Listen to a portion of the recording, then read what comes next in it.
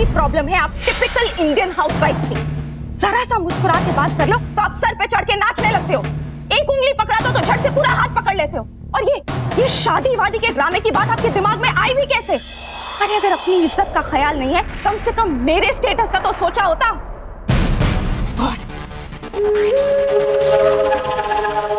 ठीक है, मैं जानती थी कि आज आप यहाँ मुझे सिर्फ शो ऑफ करने के लिए लेकर आना चाहते हैं। मैंने भी सोचा ठीक है, आकर आपकी हेल्प कर देती हूँ, क्योंकि उस रात आपने और आपके बेटे ने मेरी हेल्प की थी, दैट्स इट। लेकिन आप तो, और अगर ये बात गलती से भी मेरे ऑफिस तक पहुंच गई तो मैं क्या करूंगी, क्या कहूंगी सबसे? What I'm feeling so insulted and so disgusted right now.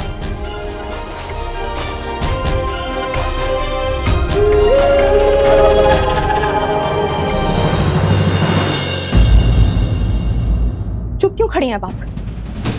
मैं आपसे जानना चाहती हूँ, जवाब दीजिए, आपने क्यों किया ऐसा? मैं वही तो आपको जी बताने की कोशिश कर रही हूँ जी। मैंने कुछ भी नहीं किया। वो जो बुड्ढी है ना जी, उसने अपनी दुश्मनी निकाली है मुझसे, इस तरह की बातें फैला के कहानी उसने बनाई है जी। मैंने तो कुछ भी नहीं किया। तो मुझे क्यों फंसाया अपनी इस कहानी में आपने? वहाँ और भी तो बहुत सारी लड़कियां थी। देखिए, आपके ये बहाने ना मेरे साथ नहीं चलेंगे। नहीं है जी, सच्ची। आपका उनसे जो भी झगड़ा है वो आपकी प्रॉब्लम है, मेरी प्रॉब्लम नहीं है। और अगर आपको बाय एनी चांस ये लगता है ना कि मैं आपको माफ कर दूंगी, तो भूल जाइए, मैं आपको माफ नहीं करने वाली। आप और आपका वो बेटा दोनों बिल्कुल एक जैसे हो, सिर्फ इंसल्ट करना जानते हैं, न सामने वाले का स्टेटस देखते हो। मैं जी आपसे दिल से सॉरी बोलती हूँ अगर मैंने आपका दिल दुखाया तो। लेकिन जो वो रवि पुत्र का कोई कसूर नहीं है, उसको तो कुछ पता ही नहीं है इसके बारे में। आप जी उस पर गुस्सा मत करना जी। क्यों ना हूं मैं गुस्सा? हाँ, उसका नाम मेरे नाम के साथ जोड़ दिया गया है, ये कोई कम इरिटेटिंग बात है? ऊपर से वो जो मुझे एटीट्यूड दिखाता है, God I simply hate it. आपको पता है, आप दोनों किसी एहसान के लायक नहीं हैं। इनफैक्ट एहसान तो बहुत दूर की बात है, मैं आप दोनों को सबक सिखा कर रहूंगी, देखते जाइए बस आप। मेरी बात तो सुनो आप।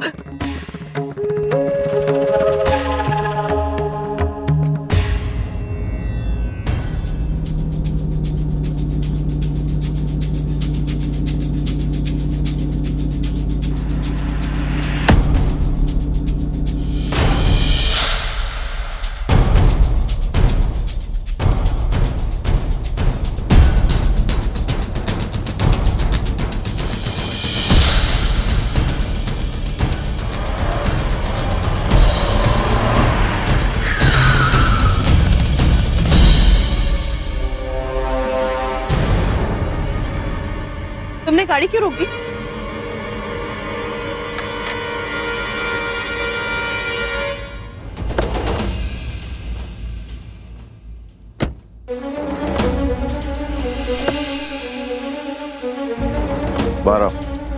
ये क्या बदतमीजी है?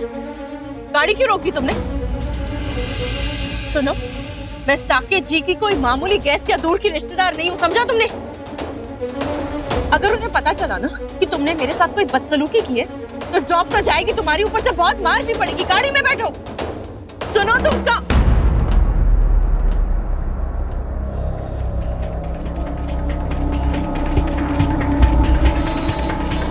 इसका इरादा कुछ ठीक नहीं लगता, और यहाँ आसपास कोई और दिखाई भी नहीं दे रहा। क्या करूं? ये कर क्या रहा है?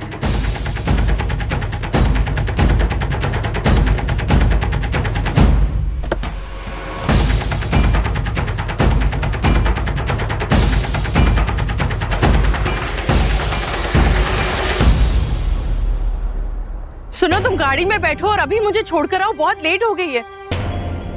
हेलो, मैं तुमसे बात कर रही हूँ। देखो, मैं तुमसे आखिरी बार कह रही हूँ, चुपचाप गाड़ी में बैठो और मुझे छोड़ के आओ। तुम ऐसे नहीं मानोगे ना? अभी फोन करती हूँ साकेत जी को, तब पता चलेगा तुम्हें।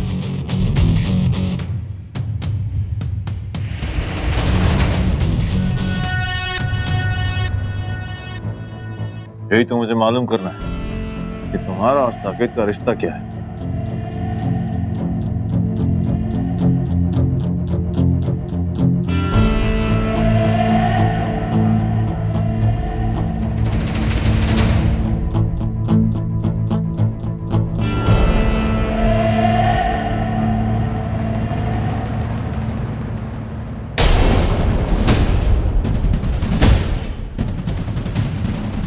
उस आदमी को ध्यान से देखो, वो रवि है। तुम्हें उससे बच के रहना होगा, कभी उसके सामने मत आना, समझ गई? तुम भी थे ना संगीत में? सुना नहीं तुमने? बता तो दिया मैंने सबको। झूठ था, सबकी आंखों में धूल झोंकने के लिए। देखो तुम सबको बेवकूफ बना सकते हो लेकिन मुझे नहीं। मैंने तुम्हारी और साकेत की सारी बातें सुनी है कमरे में, इसलिए मुझे बताओ कि सच क्या है। कबूल करो मेरे सामने।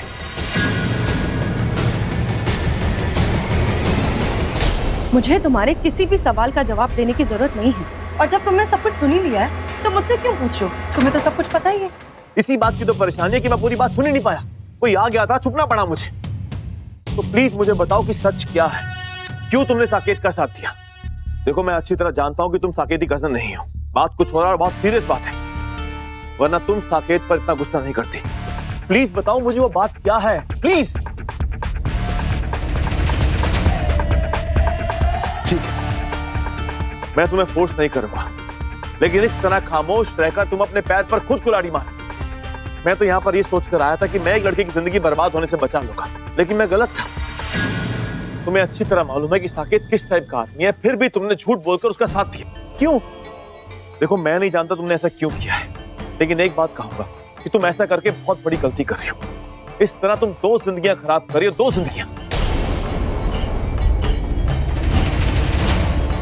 अनन्या मुझे नहीं मालूम तुम्हारा साकेत के साथ क्या रिश्ता है, लेकिन देविका मेरी बहुत अच्छी दोस्त है और मैं उसकी जिंदगी बर्बाद होते हुए नहीं देख सकता, और मैं ऐसा होने नहीं दूंगा। अनन्या तुम खुद एक औरत हो, क्या तुम चाहोगी ऐसा? क्या तुम्हें शादी से खुशी मिलेगी? नहीं, ये शादी कभी नहीं होगी, मैं ये शादी कभी होने ही नहीं दूंगी। इसलिए प्लीज मेरी हेल्प करो, क्योंकि मैं भी नहीं चाहता कि ये शादी हो। मैं तुम्हारी हेल्प करूंगा, and I promise you. Ananya तुम किस बात से डर रही हो? तुम समझ क्यों नहीं रही कि साकेत तुम्हारा इस्तेमाल कर रहा है, और तुम्हारी तरह वो कितनी लड़कियों का इस्तेमाल कर चुका है। मैंने खुद अपनी आंखों से देखा है उसे लड़कियों को घुमाते हुए। वो उसका अतीत था, उसके साथ उसके अतीत में क्या हुआ इससे मुझे कोई फर्क नहीं पड़ता। लेकिन आज जो हो रहा है उससे फर्क पड़ता है ना? या फिर तुम भी तैयार हो साकेत का अतीत बनने के लिए, साकेत की एक्स गर्लफ्रेंड? तुम्हें क्या लगता है कि तुमसे झूठ बुलवाने के लिए साकेत ने जो भी तुमसे वादा किया वो पूरा करेगा? No chance. साकेत किसी लड़की से प्यार कर ही नहीं सकता।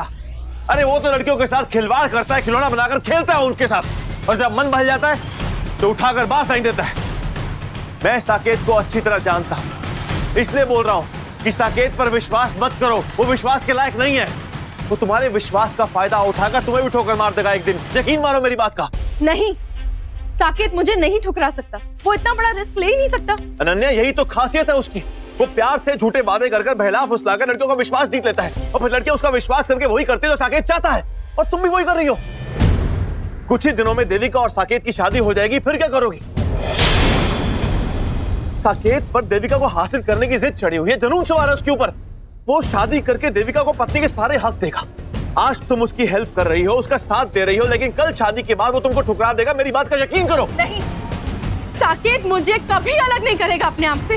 वो उस देविका को ठुकराएगा। वो मुझे ऑलरेडी सारे हक दे चुका है, गर्लफ्रेंड होने का, पत्नी होने का, उसके होने वाले बच्चे की माँ होने का। मैं उसके होने वाले बच्चे की माँ बनने वाली हूँ। वो मुझे कभी अलग नहीं करे। आप समझ रहे हो तुम?